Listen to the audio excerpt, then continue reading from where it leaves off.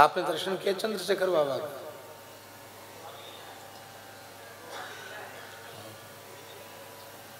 इस युग में भजन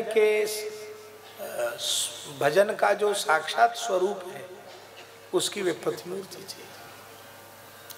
अद्भुत जीवन था उनका, अद्भुत जीवन था। भगवत साक्षात्कार संपन्न संत थे। हम समझते हैं कि 70 से 75 वर्ष का काल उनका ब्रज में व्यतीत हुआ। और जब वो गोविंद कुंड पर रह के बाबा भजन करते थे उस समय की उनकी घटना है। अहर्निश भजन करते, 3.5 लाख नाम तो जीवन भर लिया उन्होंने। और मधुकरी करने शाम रात में निकलते थे ब्रजवासियों के घर में, जब दिया बत्ती हो जाती तब निकलते थे और वही टुकड़ा खा के भजन करते थे। और मांगते किसी से थे नहीं, द्रव्य का स्पर्श करते नहीं। सत्य घटना। आज उनका शरीर नहीं है इसलिए हम सुना रहे हैं। गोविंद कुंड में स्नान करते थे, वहीं से करुआ में जल लेके आते थे, वही जल पीते थे। अब कपड़ा तो कपड़ा है ना, कपड़ा गल गया, सड़ गया। और एक दिन की बात है, कपड़ा तो सब फटी गया था।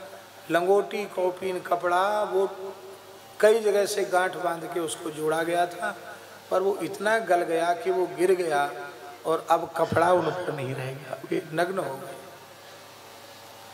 दूसरा कपड़ा नहीं था बाबा के पास। कुटिया में बैठ के भजन करने लगे प्रसन्न मन से कि कोई बात नहीं, अब निर्वस्त्र शरीर से तो ब्रजवासियों के द्वार पे जाना, माता बहनों से कुछ मांगना, ये मर्यादा के विरुद्ध है। इसलिए मन में विचार किया कि अब कोई बात नहीं, हो गया, बहुत देख लिया, अब यहीं भजन करते करते अपने देह का विसर्जन करना। अब गुफा से कुटिया से बाहर निकलना ही नहीं। इस निश्चय के साथ चंद्रशेखर बाबा बैठ गए भजन करने। 3 दिन 3 रात्रि तक एक आसन से बैठकर जप करते। वस्त्र तो उनका रास्ते में चला गया था, वो बांधने में समर्थ नहीं थे। कौपीन थी वो भी खत्म हो गई, खाली बैठे थे।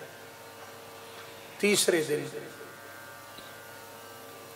सवेरे भोर में एक लाली गैया हाँकते हुए आई। बाबा, अरे बाबा, अरे बाबा, तू रोज मधुकरी करवे जावे हो और 3 दिन आती मेरी मैया बहुत कलप रही है, तू मधुकरी करवे क्यों ना गए हो? तो उन्होंने भीतर से कहा, लाली हम बाहर निकलने की स्थिति में नहीं है इसलिए हम नहीं आए। हाँ बाबा, तू भले ही बात मन करियो। ले, तो कुटिया के बाहर से ही सुंदर पकवान प्रसाद मेरी भैया ने बनाए कि भेजो, और बढ़िया मार्किन का कपड़ा, अचला के लंगोटी बहरवास के लिए पूरा कपड़ा, और सब देके भीतर से खिसका दिया। और फिर अंधेरा था, कुटिया के द्वार से कर दिया। उन्होंने ध्यान नहीं दिया अंधेरे में, क्या हो गया? सोचा कोई खाने की चीज रख के गया, कोई ब्रजवासी, कोई बच्ची खाने की वस्तु रख के गई। देखा तो दिव्य प्रसाद वस्त्र। तो बिना किसी के कहे ये इसको कैसे, इतने भोर में लाली कैसे आई? कपड़ा देने और भोजन देने आई, कैसे आई? ये कुछ अलौकिक घटना है। वस्त्र तो उन्होंने धारण किए, पर निश्चय किया कि मैं पाऊंगा तब जब इसका रहस्य मालूम चलेगा। रोने लगे। उसी समय उन्हें अनुभूति हुई, साक्षात श्री राधा रानी खड़ी है। और राधा रानी ने कहा, बाबा विह्वल मत हो, मैं ही ये प्रसाद लेके आई और ये वस्त्र लेके आई। अब तुम्हारा भजन पूरा है गयो है, अब तुम वृंदावन में रहो। उसके बाद बाबा ने वृंदारण्य जगह है रमण रेती में, वहाँ रहे। बाद में दूसरी जगह। हमारे ऊपर बहुत कृपा थी बाबा, बहुत कृपा थी। किसी की बात नहीं मानते, हम कुछ प्रार्थना करते सुन लेते। कई बार हमको उनको कथा सुनाने का अवसर मिला। धानुका आश्रम में कथा हो रही थी, ऊपरी मंजिल पे। और बिना सूचना के बाबा वृद्ध थे, 2-4 साधु उनको पकड़ के लेके आए, नीचे ऐसे बैठ गए।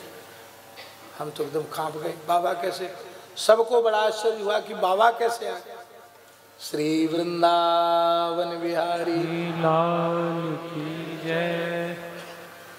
हम लोग अत्यंत सौभाग्यशाली हैं जो परम श्रद्धेय श्री बालक व्यास जी कृपा करके पधारे हैं, और ये बहुत उच्च कोटि के गोभक्त हैं। बहुत बड़ी संख्या में गोवंश की सेवा आपकी सत्प्रेरणा से सर्वत्र हो रही है। हाँ विराज, आज ही तो मैंने पूज्य गोपाल जी से आपका स्मरण किया और आज आपका मंगलमय दर्शन, दंडोत प्रणाम। विराज, तो दास स्मरण कर रहा था कि क्या कह रहे थे हम? हाँ, बाबा आ गए। तो सबको बड़ा भारी आश्चर्य हुआ कि बाबा अपना आसन छोड़ के कहीं नहीं जाते हैं, बाबा कैसे आ गए? और हमारी उस मोहल्ले में कथा होती, बाबा वहां पहुंच जाते थे। हमको भी बाबा को कथा सुनाने का अवसर मिला। भगवत धाम जाने के 2 दिन पूर्व हमको हरिद्वार जाना था, बाबा से मिलते हुए गए तो वो ऑक्सीजन मास्क वगैरह सब लगा हुआ था। बाबा को बहुत शारीरिक रूप से विकल अवस्था थी और लोग मना कर रहे थे उनके पास जाने के लिए, और उनसे उस अवस्था में बातचीत का भी प्रश्न नहीं। तो हमने भी कहा कि नहीं, हम दूर से ही प्रणाम करके हम भीतर नहीं जाएंगे। पर किसी बाबा के अनुगत ने कह दिया, दास का स्मरण करे कि बाबा आए हैं। उन्होंने इशारा के बुला कर भीतर हम गए। नेत्र बंद थे, किसी को नहीं देख रहे थे।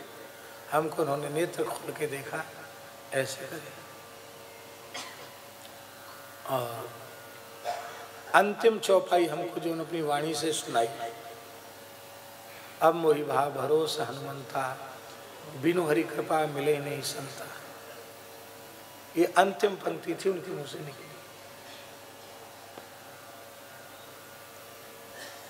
इतने प्रसन्न हो गए मुझे देखकर, क्या क्या। अब मोहि भाव भरोसा हनुमंता, बिनु हरि कृपा मिले ही नहीं संता।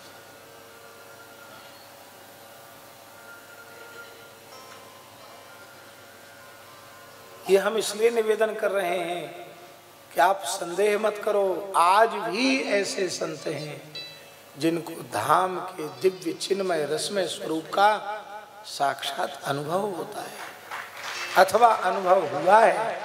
ऐसे संत आज भी ब्रज में विद्यमान हैं, विराजमान हैं। आपका उनका नाम पता बताओ तो हम नहीं बता सकते। सोई जानहि जेहु देहि जनाई, जानत तुम्हें भेजाई। वे कृपा करके जना दें तो भले ही आप जान सकते हैं, अन्यथा आप नहीं जान सकते। भगवान की अत्यंत कृपा है।